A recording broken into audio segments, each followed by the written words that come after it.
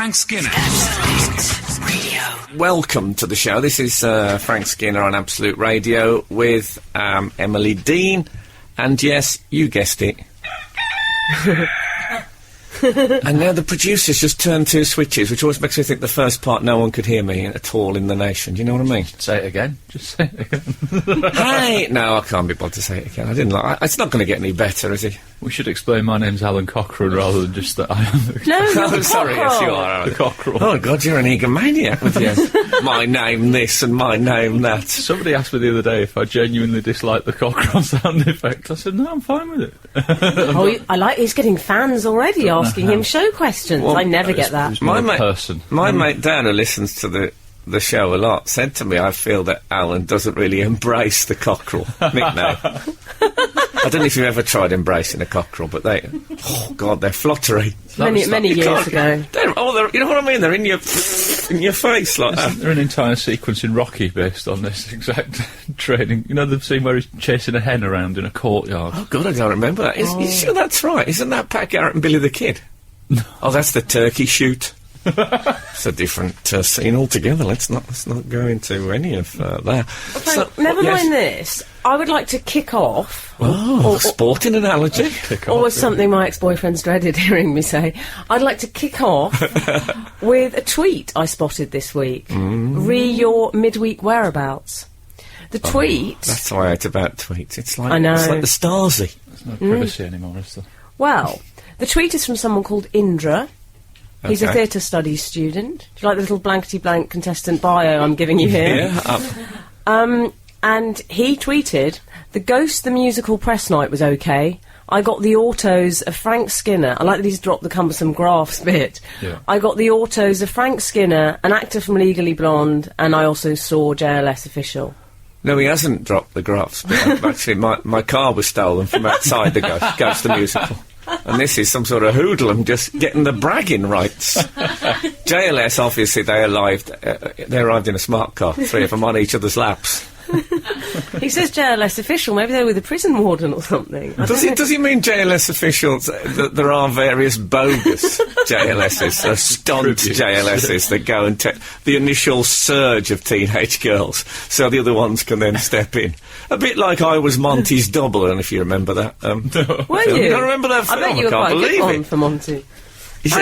Will you please share? Were you actually at Ghost the Musical? I was at Ghost the Musical. I don't know about you, but I mean, I think we all enjoy a sing-song about bereavement. So I was lured in to Ghost the Musical. I hadn't seen the film, you see. You know, it's a Patrick Swayze. I know of the film, yeah. I did suggest to the producers, absolutely true, I met the producer after, I said, wouldn't it have been a fabulous turn to have had Patrick Swayze come on as a hologram at the end? And she said she thought it was ill-advised. What? What? I thought that would be nice. It's a tribute. It's everyone associates him with the... considered a faux pas. Why are you holding up a sign that says "move on"? To improve the ending of something you've just seen to the producer. It was... I'm always looking to give advice if it's, She might have picked that up and run with it. She didn't. Don't take this the wrong way, but you are a gentleman that sees a lot of musicals, aren't you? I am. You do take in a lot of the Western That sounds like a great euphemism. I like that. Yeah. Wilfred Bramwell. Yes. He's a gentleman who sees a lot of musicals. Yes.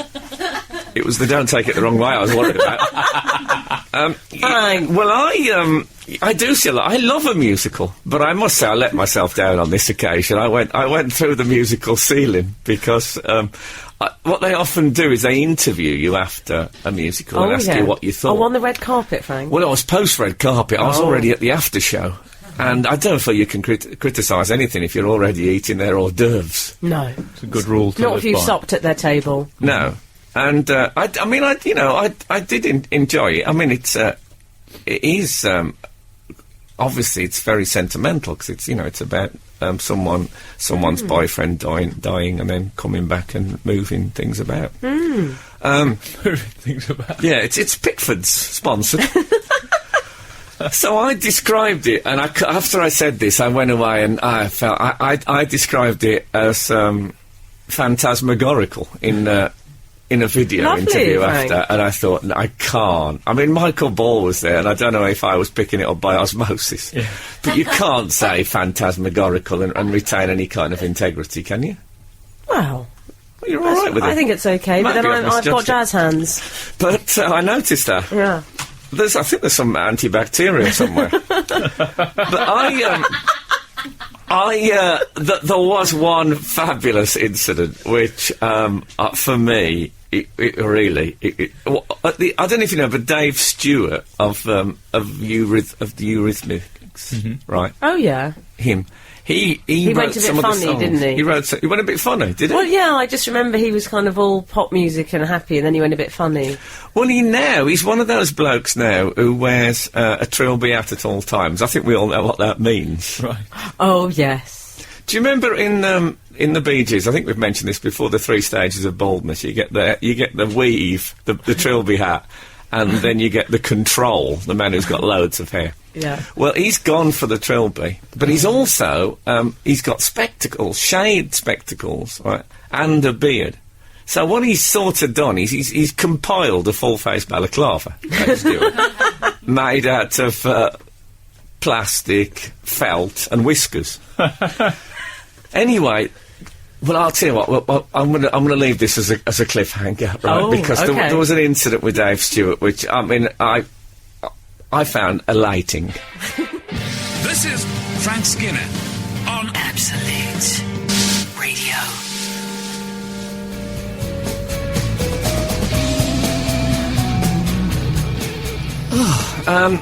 That was Coffee and TV by Blur. Oh. I don't know about you. I just lovely fancy a glass of milk. So, yes, I was talking about Dave. By the way, if you want to text us about anything, we're on 8, 12, 15. What you fancy? Glass of something? What? This morning's phone. What do you fancy a glass of at this moment? Thank God I weren't listening to this in the 1980s. No, I was thinking there's a walking milk carton in the video to that song. You're right, Frank. God, do I have to come with footnotes? Yeah. Does it come to this? So Dave Stewart, because he, in case you missed the first link, he wrote the songs with Ross Ballard. Don't ask me. That's a rude way of talking about Annie Lennox. Yeah, I know. And Dave Stewart came on stage at the end to take, because he'd written the music, and he had his trilby and his spectacles and his beard. He was well secreted, and he looked a bit like Morocco Mole, and if you remember him, the assistant to Secret Squirrel. No. You don't remember him? Okay. So anyway, one of the actresses hugged him, and as she hugged him, this is on stage at the end. Oh my God, his hat fell off. Oh no! And I wish someone had been there on an organ and played that bit from The Phantom.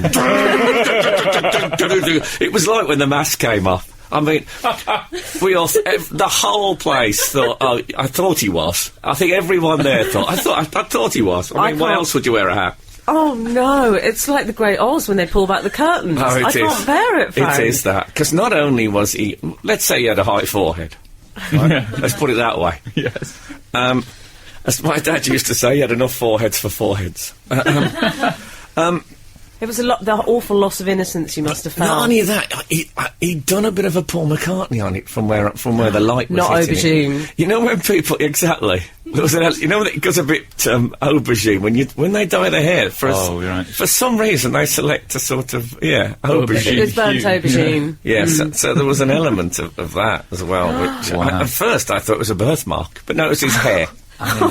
And in front of a lot of people who presumably have the capacity to shriek. It was more of the whole place went silent. It went from standing ovation to... And there was just a moment you could still hear the top of the hat as it sort of circled. Mr. Bojangles style. On the stage. I can't bear it. No, it was scary. Did he retrieve the hat? He did, and he tried to put a brave face on it. But the trouble is with a brave face was a lot of it. It kept going upwards. That was the trouble with the face, mainly. But anyway, so when we got outside, there was old-fashioned double-decker buses to take us to the after-show party. Oh, yeah. It's a lovely touch, I think. Lovely. And Nice on the and cheap as well. Yeah, is that right? Yeah, Broken Britain, that's what they do at premieres now. Oh, okay. Is it really? Well, on the front, I liked it, and on the front, you know, it has the destination bit on the front of a bus. Remember, you see the bus drivers turn the handle, crank it round. It said "Ghost the Musical" on the front. That's nice. Well, it's nice, of course. We're actually going away from Ghost the Musical. Right. It should have said What it home. should have said after show. But anyway, Yeah. Party. so I'm on the bus. Dave Stewart comes on and sits. I'm with my personal assistant, Jenny. I don't like to travel without one, just in case there's, you know. She deals with all the people. Looks like JLS official. Frank official. Yes, Frank. She's a Frank official. Yeah. So we're on the top deck, and Dave Stewart comes on, and Bob Geldof sitting up front. Oh, Frank. A man who I think, as you all know, I've never liked. I don't know if we do know that. Did you not to be know that? honest. I never it's- knew that. It's a long story. But anyway, I must have told you about the popcorn, didn't I? No. Oh, okay. You never told me about Bob Geldof and the popcorn. I would have remembered. Popcorn Gate, you're not familiar with that? I was at a premiere once, and I can't remember what it was. It was a big film thing, and Bob Geldof says, we were given popcorn. Were we given it, or had I bought it maybe? I love a popcorn, me. Oh, yeah. Oh, God. So I put the right arm on autopilay when I have. It just You goes. do. It does. And your claw goes in. claw. It goes like Rupert Murdoch's hand. The claw. Let's stay away from that. Anyway, so he came over and said, "Oh, I'm starving," or you know, look, that's the voice. And he went to put his hand in my to get some popcorn. So I closed the top with my hands, and he said, "Come on, give us a." And I said, "No, say please." And he said, "No, come on, give us some popcorn." I said, "Well, say please." Oh, He Frank, said, this is awful. You're going to give us some popcorn in a kind of, you know, I've saved Africa. I don't have to say please. Well, you're doing our house. Exactly. So I didn't give him any popcorn, and he left unhappily. And we had a couple of other things, but I'm not here to list my Geldofian No. grudges.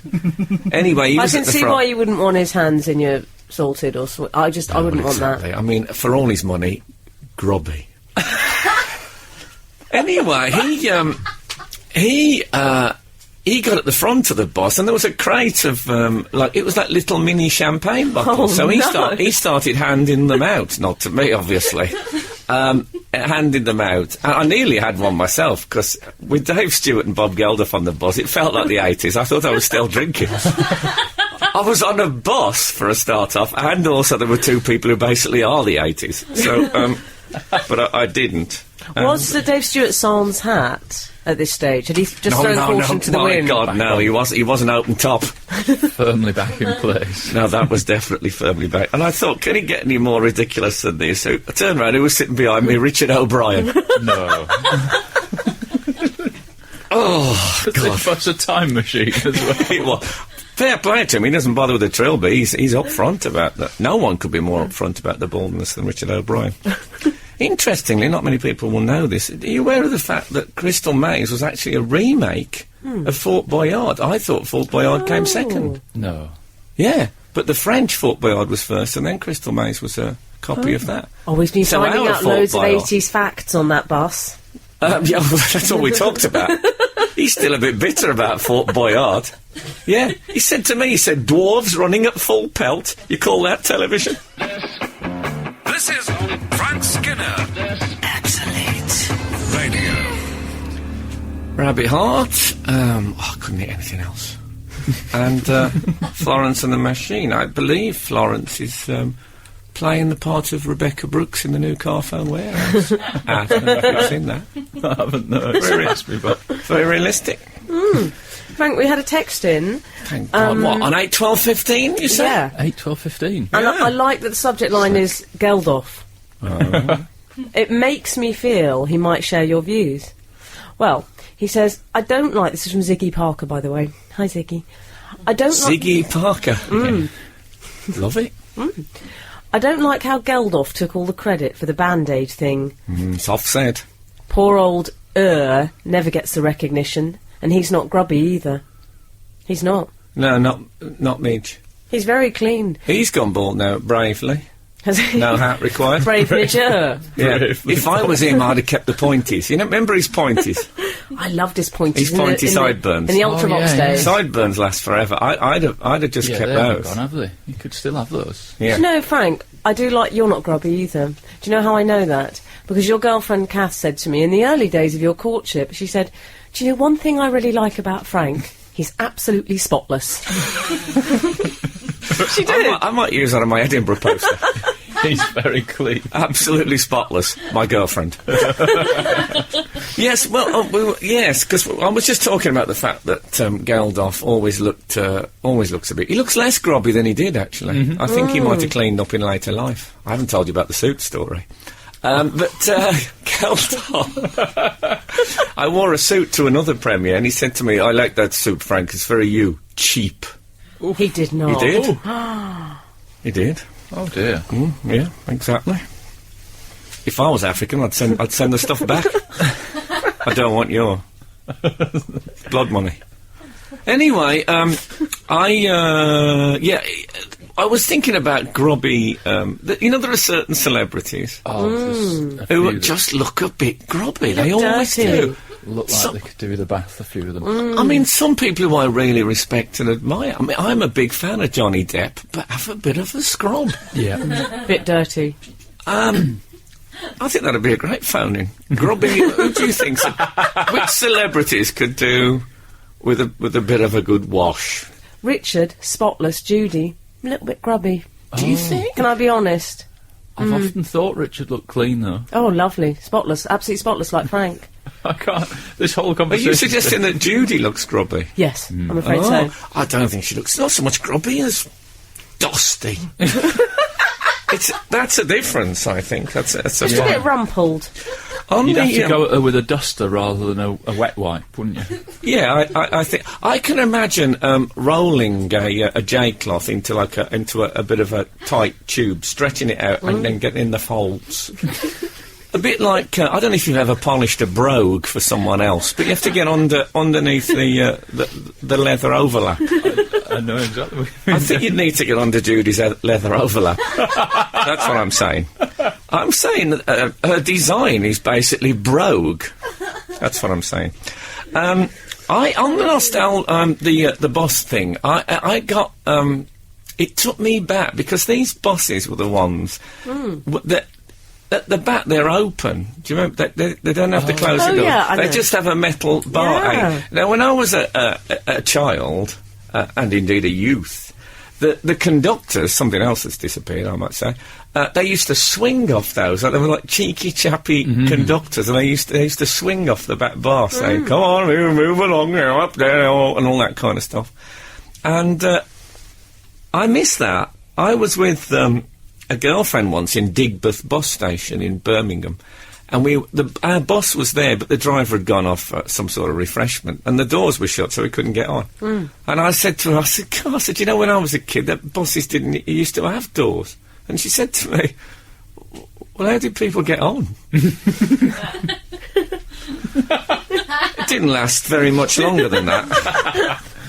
I've had a nostalgia moment this week. I was at my mum's house, and she still uses Pearl Drops toothpaste. And I don't know if all mums do, but I saw it and had a real flashback of thinking, wow, I'm not complete. It rings a bell, Pearl Drops, but I'm triangly top. Triangular. Yeah, Triangular. Like a little triangle with the lid as the plinth almost. Like you stand The pedestal. on its top. Yeah. You stand it up. It on was triangular pack.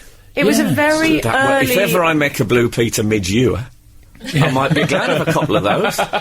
Frank, as the most beauty literate amongst the team... Of course. It was a very early foray into the whitening process. Yeah. And may I say, I find as a beauty literate person, sometimes the Old Faithfuls are the best. Really? I'm actually a fan of... Oh, yeah.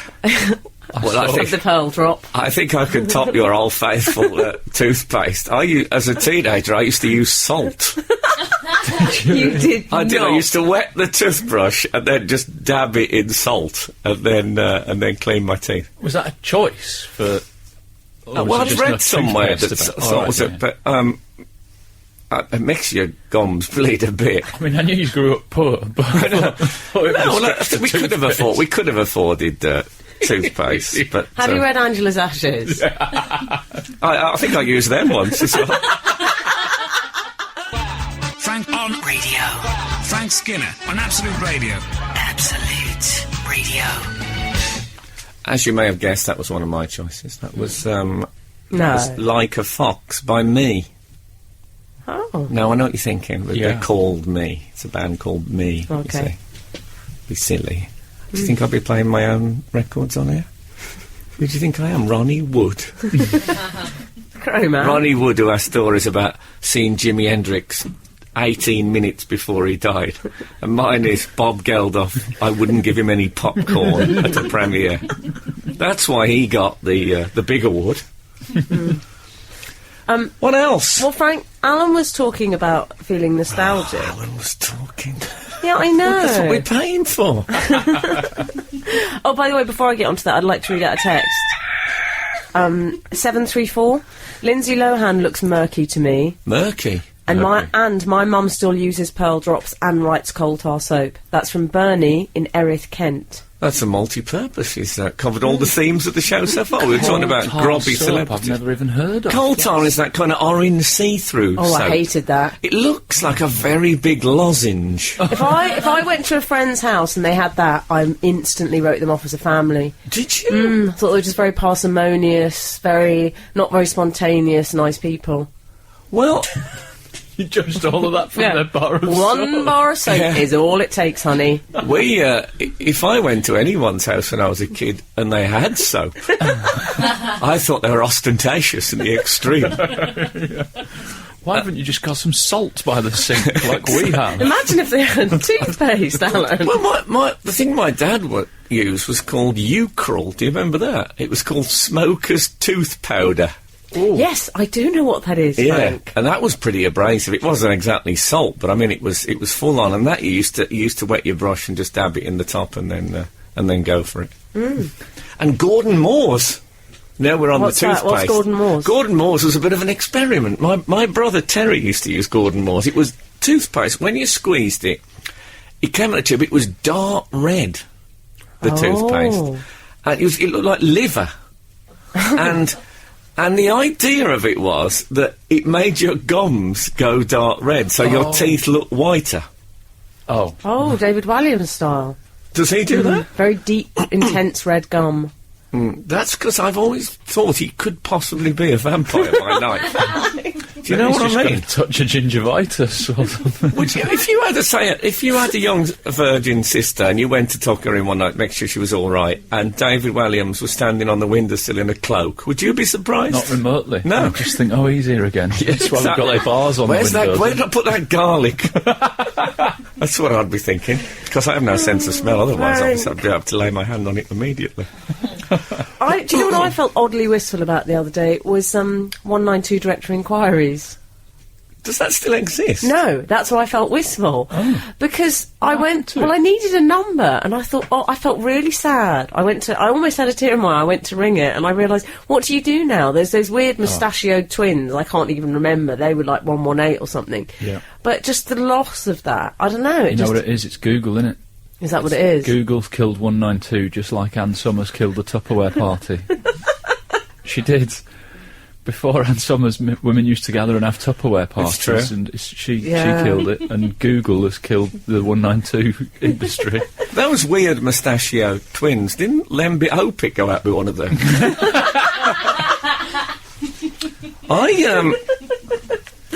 So it's gone 192. I believe so. And 153. You'll be telling me gone. next that there's no dial-a-disc. Apparently New York yellow taxis are going as well. Are they? Apparently they're bringing in some other kind of... I read in a newspaper. Apparently. I don't know which one. It's probably left on a train. I'm not a news hound. Yeah. You're a Metro guy. Yeah. I like Metro, it's good. Leftover Metro. Well, as Joni Mitchell said, a big yellow taxi took away my old man. Yeah, I shot it in the door. It was a horrible accident. We only have this extra. This is Frank Skinner. Absolute Radio. That's Tomic there from Blondie. When I say Blondie, obviously not Adolf Hitler's Alsatian.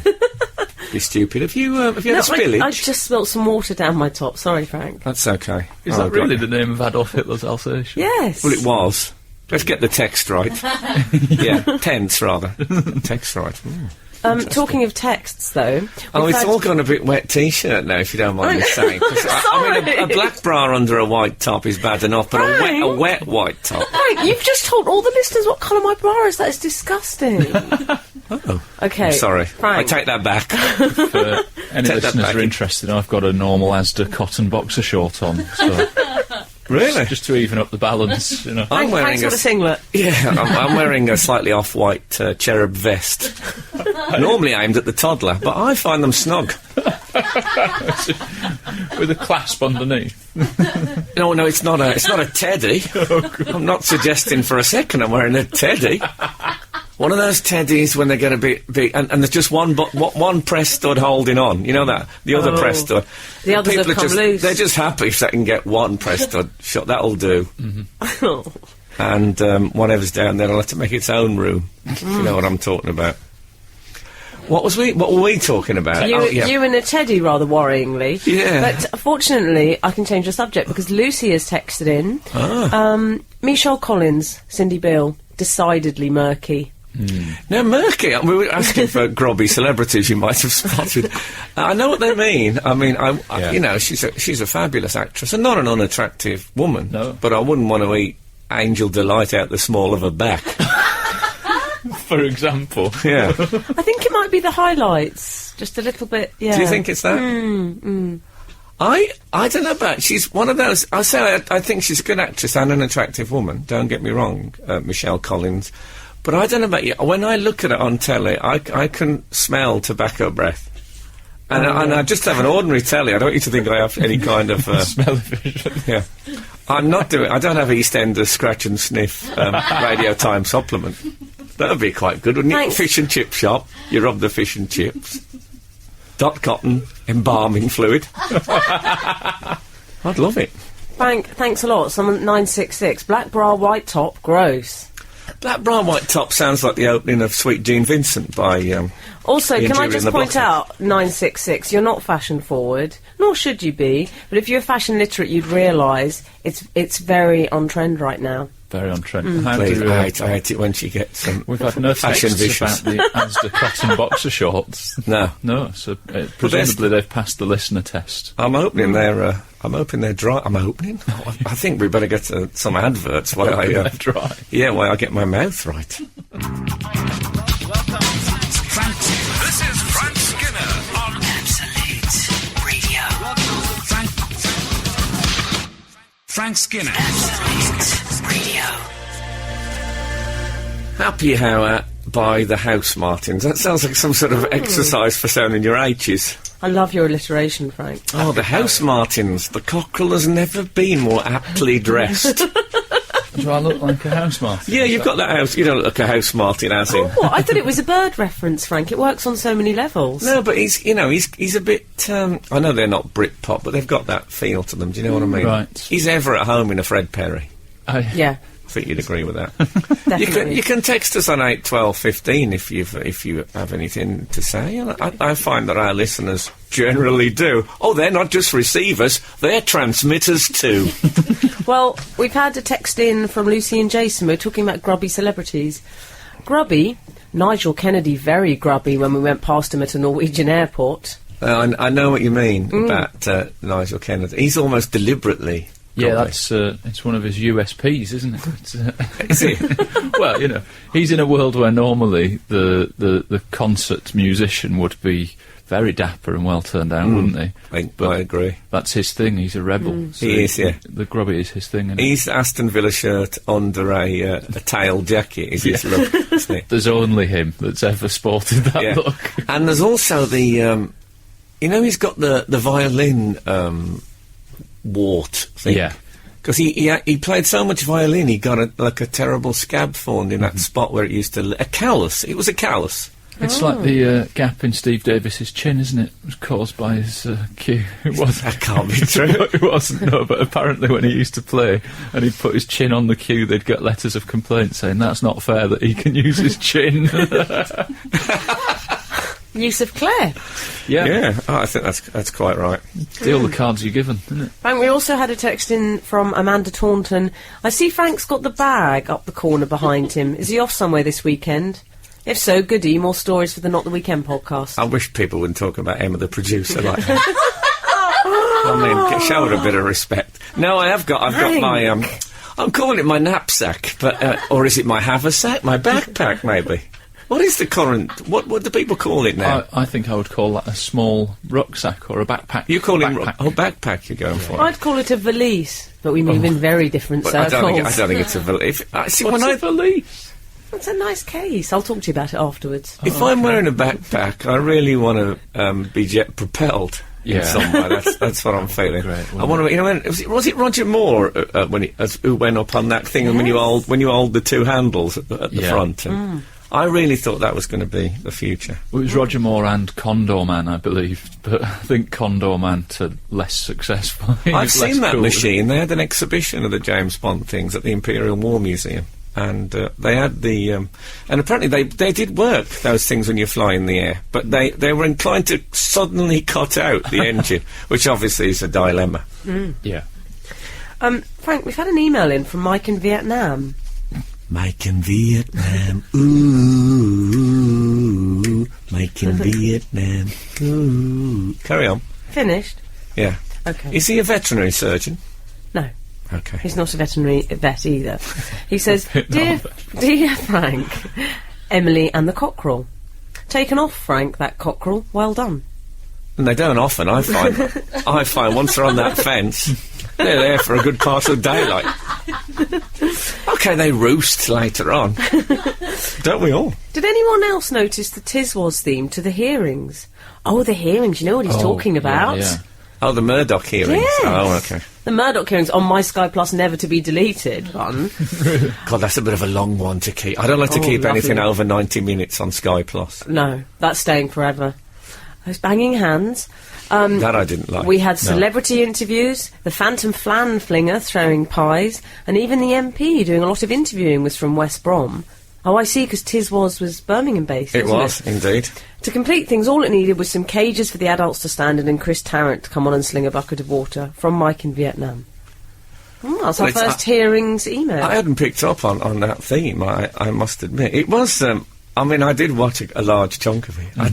What he did keep when he spoke. It's infuriating. Isn't it? I was Even wondering. now, I feel slightly angry just that you did that for 10 seconds. I know, it's so annoying. I'm wondering if he operates his entire sort of multimedia empire using a sort of modified digital drum kit. So he's just saying that'll be that office, and tell Jeff to get me. But yeah, he was all over the place. Yeah, he looked old though. I thought that was it was Morse code for start the car, wasn't it? Just doing He that. looks old. He knows what he's doing, Frank. Do you think? He didn't look old when he was putting together that bid for B-Sky B the other week, did he? No, I'm thinking now he's just the face. He's the friendly face. Oh, ever so friendly. who's international. Yeah. He's a very clean old man. People have been going on about Wendy Deng and the left hook and all this, and her performance during the pie incident. I have to say, though, I actually think she's been very unsung. My favourite, there was a woman in Ecru with a black diary who sort of batted him off, who I liked. There's also another... woman in Ecru? What does a that sort mean? of Ecru suit, a taupe Oh, suit. it's a brand. It's a colour. It's a label. I didn't know that. And then afterwards, there was a woman, you could just hear it on the audio, she just said it was totally silent, and she went, outrageous. She was the best woman ever. I'm going to get on with that woman. I'm going to meet her. I like her. She's right, though. It was outrageous. It was outrageous. It was outrageous. What did you think, Frank? Well, I like the fact that he offered to be there on satellite rather than live. Did you know that? And they said, no, he had to turn up. They summoned him. But he was obviously so bitter about that he still left in the satellite delay before answering any questions. Let's say something. Was you aware of that, Mr. Murdoch? And then there's that moment, has he heard? Has he heard? And his son, every time he was talking, his son was looking at him, and I was trying to define what the look was. And it was either, my poor father, I want to protect you from these people, or it was, you old fool, you'll ruin everything. Couldn't decide. This is Frank Skinner on Absolute Radio. That was The Fall with I'm Frank. Hi, Frank. I'm Frank, it's called. Yeah. Hi, Frank. Hello. We were talking about the Murdoch hearings, and you mentioned Wendy Ding, and I feel we should probably... Is it Ding or Deng? I think it's Deng. Oh, sorry, I think... is that some sort of racial stereotype? And I've gone for Ding. I don't know. Yeah. Oh, no. That rings Sorry, Don't I worry. apologise if that was... It was not deliberate. Yeah, she was a very glamorous Oriental woman in the pink jacket behind... she was going to get on screen, wasn't she? Yeah, his third wife. I bet she's one of those. When she was younger, she used to stand behind the racing interviews, the horse racing, waving. She was definitely going to get. Very beautiful woman. I mean, fair play to. He's done well, hasn't he? She's yeah. Not sure about her She's all right. attire for the court appearance. I really thought it was inappropriate. Yeah, I think a neutral would have been more suitable. Never mind. Each to his own. Yeah, I thought she carried it off well, and of course she did. Very. I mean, it's a moving moment when she defended her husband from attack. Yeah. Did you not think? No. Okay. Really? No. I thought James was a bit tardy to leap to his defence, wasn't he? No, I think he thought this was an opportunity. You'd think that she'd be thinking, hold on, here comes the money. Startle him. Here, this could be the moment. Yeah, I won't need that brown paper bag I brought with me. I liked it She afterwards. probably said, get out of here and don't come back till you've got a firearm. Well, yeah, because I noticed the MPs, and they were enjoying their Martine McCutcheon moment, weren't they? It was their moment, their big moment. That was their moment. As the grand questioners. They were really making the most of it. Well, they'd just gone on to Louise Mensch, who is... No Bagshaw. The glamorous MP. The glamorous MP. Full stop. No Bagshaw. And she was in the middle of questioning, wasn't she? I think she stores food in her cheeks. I could be wrong, but... she has got a bulge. She's got a bulge. Yeah, I think she's thought this is a long hearing. I reckon I can get a couple of samosas in. and if I don't need to eat them, I can do a quick Midge impression.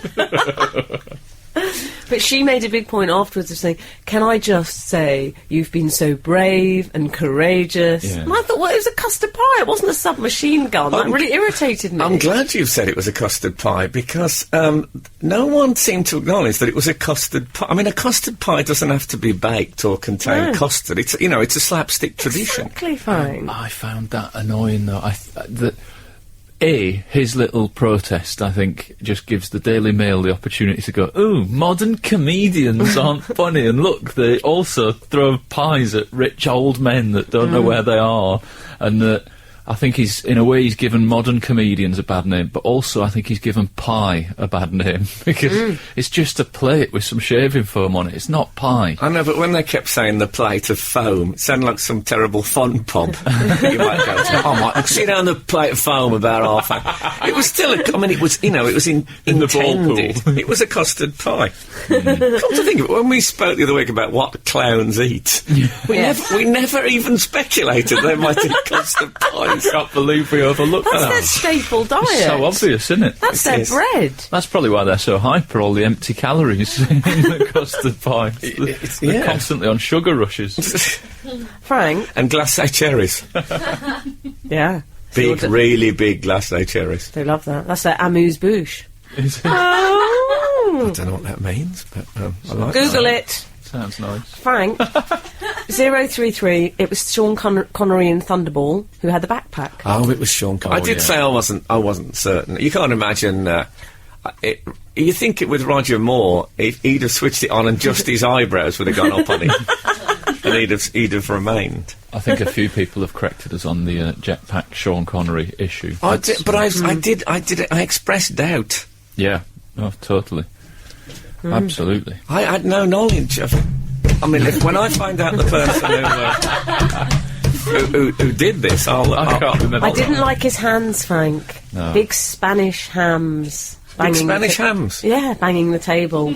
No, he's But it's odd that moment that people did feel sorry for him when he got attacked with the pie, because he's supposed to be the most hated man on the planet, and suddenly I thought, oh no, that horrible comedian's done that. Johnny Marbles, has done that to him. Johnny Marbles. Well, they probably didn't recognise him. How many people at home thought, hold on, isn't that Johnny Marbles? Still, maybe he will get publicity, and he will repopularise marbles, which wouldn't be a bad thing. Well, exactly. Like a marble. Yeah. I'm looking forward to the work of the woman who said outrageous. And our inevitable friendship.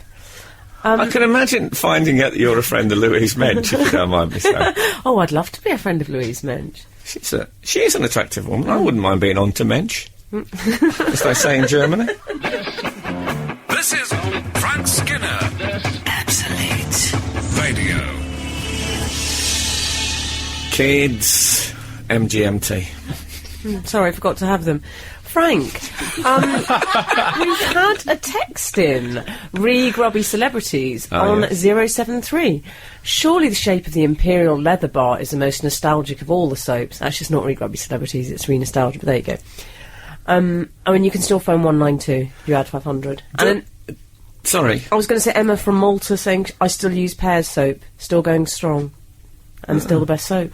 I can't quite picture. Oh, the Pears, I've got a sense of that. That again looks like that could be a big mint. Yeah, classic Pears soap. When she says the classic Imperial leather, does she mean when you first get it and it looks like the packed envelope look, or even a pillow? It could be a sort of a Barbie doll pillow, couldn't it? Yeah. Or does she mean when you've used it a bit and the stubborn silver paper remains and the soap has to work its way around it? Oh, yeah. So it forms a sort of a kitten heel of soap. With the silver thing as the kind of tiny sole on the bottom of the kitten, and then it's a beautiful thing, though. I don't know, I never get down that far, Frank. Well, that's not what I've heard.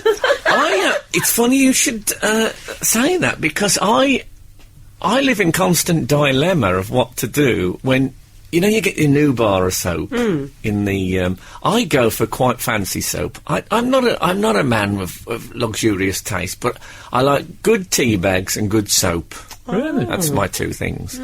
And I won't cut corners on a tea bag. No. What a mess that is. Not now they're round, anyway. But I don't know. What I would like, sometimes they're pyramid-like.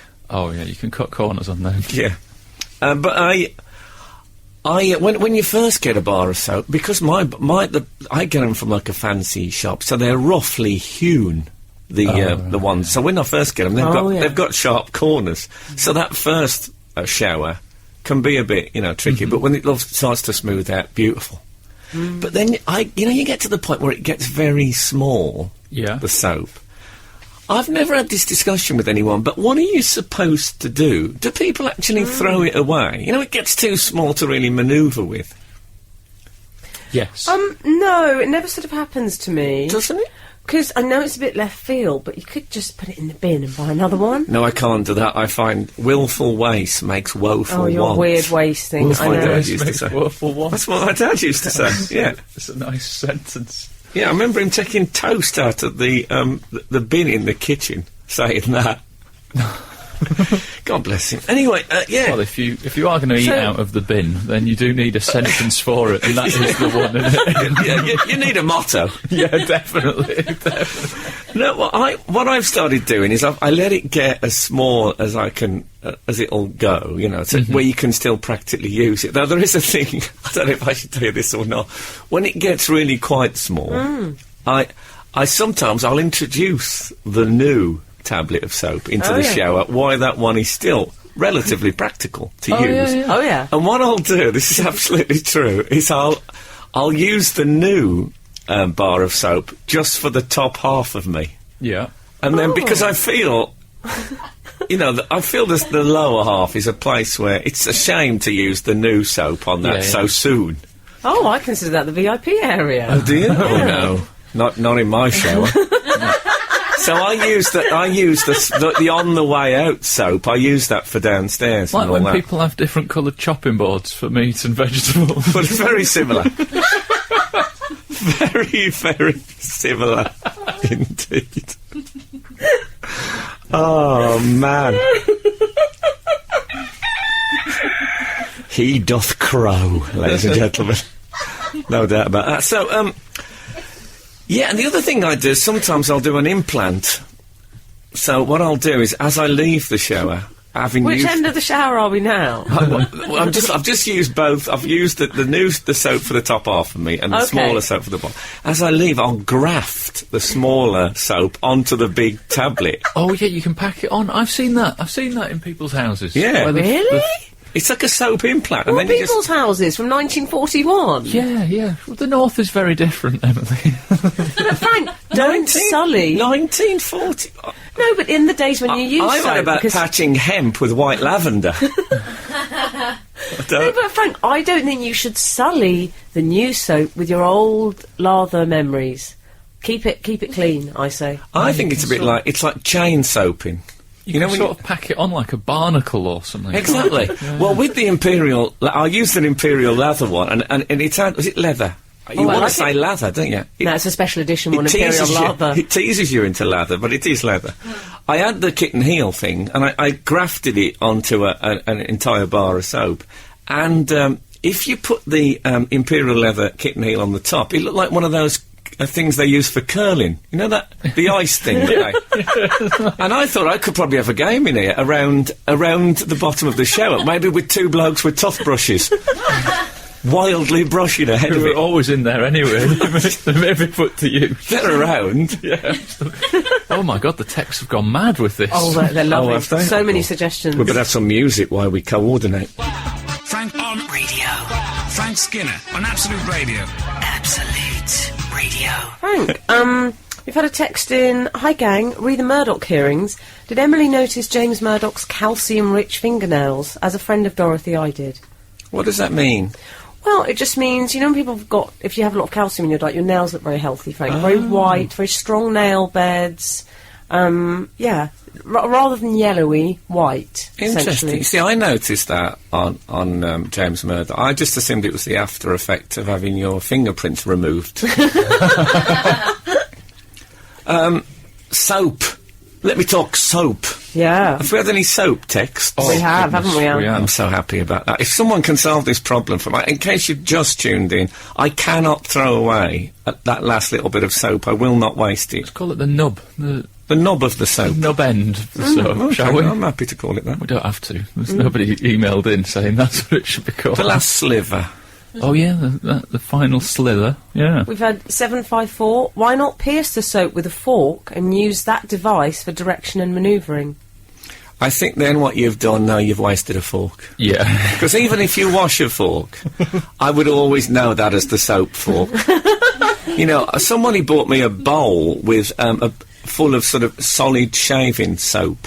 And so you rub your shaving brush in there and blah blah. And I'm getting to the end of that shaving soap. So soon we're going to have a new addition to the bowl cupboard.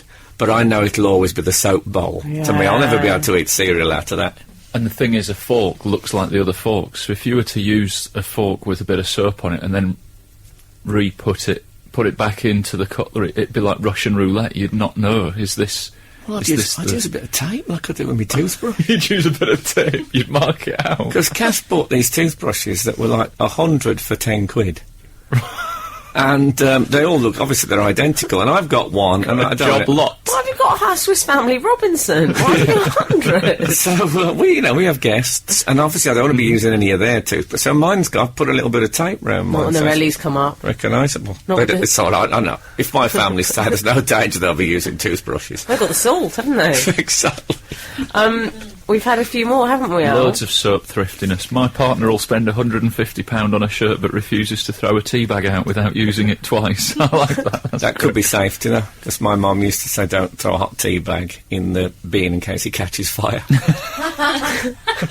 She honestly did. She did keep a lot of kindling in the bin though, didn't she? We've had also 858... Phosphorus. What I think is quite practical advice here. My mum used to put the small soaps into a pair of tights till it made a big ball, then reuse the mixed soaps. Brilliant. That That's inspired. brilliant. She's That's using Steph up some in old tights Blackburn. and she's reusing the soap there. Where That's do you keep the soap ingenious. tights? You think hanging over the shower door like a keep net for an angler? Perhaps she's got an entire wicker man somewhere of things that she's reassembling. Or You don't think she feels it? She doesn't wait till the whole tights are full. it's like Guy Fawkes night in there. I don't want to go in with two big soap legs with varying colours as well from all the different types of Save on a soap. loofah. Oh no, I don't want to. My girlfriend walks in. I've got a big pair of ladies' legs around me neck, doing me soap it up. Oh no, I know it wouldn't be infidelity, but it'd feel like I was yearning for it. It would.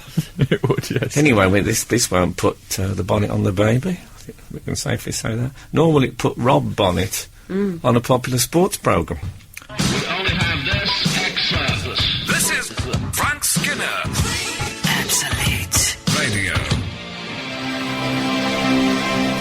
I love that. Republica drop dead gorgeous there. Good.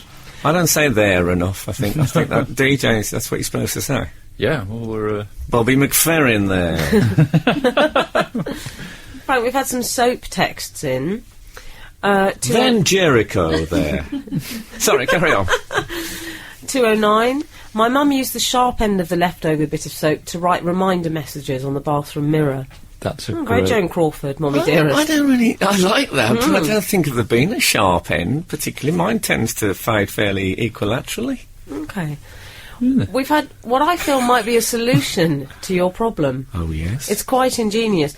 This is from Christopher Austin. In case you just tuned in, this is what do I do with the last sliver of soap? I can't bring myself to throw it away. Go on. These are sort of issues we're debating. Christopher Austin says, I just sit it in top of the new bar and it sticks to it. In the innovations catalogue, you can buy something called a soap miser. Well, I'll sue. That's your moniker. Exactly. Into which you put all your nearly finished cakes. He's using cakes in the soap I sense, like clearly. cake soap, yeah.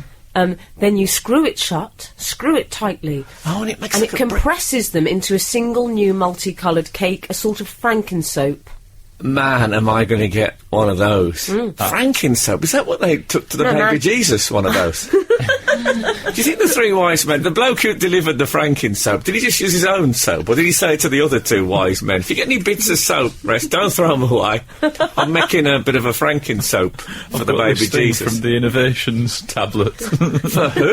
You know, the baby Jesus. I told you about the star thing. You better not have another appointment. A little bit of a snatch of conversation from the Magi there, here on Absolute Radio. Yeah, that's it. I don't think there's enough New Testament outtakes on this station. If I've said that once, I've said it 1,000 times. What else? Well, I tell you what I wanted to discuss briefly, Frank. There was one of my favourite cases of MI this week, mistaken identity. Ah, yes. And it was when there was this guy who was booked to discuss a baseball. It was a big baseball story. Oh, I saw this. Did you see that? I saw it on the internet. And the news You know guy- the internet. Yeah, the that's what I interweb. You see the news guy cutting to him, and he says, "Oh, I'm going to hand over to our baseball editor, Ben Walker." And there's this very kind of quite strict Andy Warhol American man with the horn-rimmed spectacles. I mean, an ugly man. No, but I mean, it cut to him, and he was a very ugly man. If someone's going to be silent on telly, you want them to be beautiful. Because you think, OK, they're not talking, but at least I can have a good look at them. You didn't want him, you needed to be very interesting very quickly, just to take your mind. He was a Hamptons Gerald Kaufman, I think. If they dragged the body of Harry Hill out of the Thames after he'd been missing 3 or 4 days, that's what this bloke looked like. I mean, he was horrific. Well, you heard the correspondent, didn't you? The guy in the studio said, "We're over to Ben Walker, our baseball correspondent. Can you hear me? Can you hear me?" And the Harry Hill in the Thames man says, "You know what? It's an even worse situation because I'm not Ben Walker and I know nothing about baseball." Yeah. He got quite angry. It's a worse situation. I'm not Ben Walker, and boy, am I ugly. But it turned, he was Murdoch's biographer, so he thought he was on to discuss that. It was what I call a Guy Gomer situation. Yeah. Yeah. Well, I wish we could talk about it more, but I'm afraid that time is ebbing away. I've got to get off to St Albans. I'm going to a thing called Laughs in the Park. Lovely. This afternoon. Just me and Kevin Spacey. I'm looking forward to it. And if you want to download our Not the Weekend podcast, that's around on Wednesday. That's completely separate from this show. And can I say, it's they are downloaded in their droves. I'm very happy to say, and thank you for that. It's the Cockerell effect. Now, this is the last time I'm ever going to say Ben Jones is next. Oh. Yes, I'm having my vocal cords removed on Tuesday. Now, obviously, this is going to have a serious effect on my work. No, Ben Jones is leaving this week, so I won't be handing over to Ben Jones ever again. And may I say, that fills me with great sadness. We've had that kind of, leg-pulling handover thing, which is a radio tradition, but I love Ben Jones, and I'm really going to miss him. We've got him a gift. Got him a present. Oh. I'll tell you what, because I've never seen Ben Jones without a baseball cap, except for one picture of him topless in Men's Health magazine. We won't go into it. And so we've got him let's say it's a sort of a specific the baseball producer's cap. delving. No, don't delve. We won't give it him on air in case he cries. But I'm well enough. Yeah, we've had a team of local sweatshop workers on this for a week, and so can we take this point to say goodbye, Ben, and we love you and we'll miss you, and good luck with whatever you do. And now it turns out I'm playing a song called "The Importance of Being Idle." I mean, is that as if I'm condemning him to years of unemployment? Oh, it's all gone. You've spoilt it Bye, now. Ben. End of line.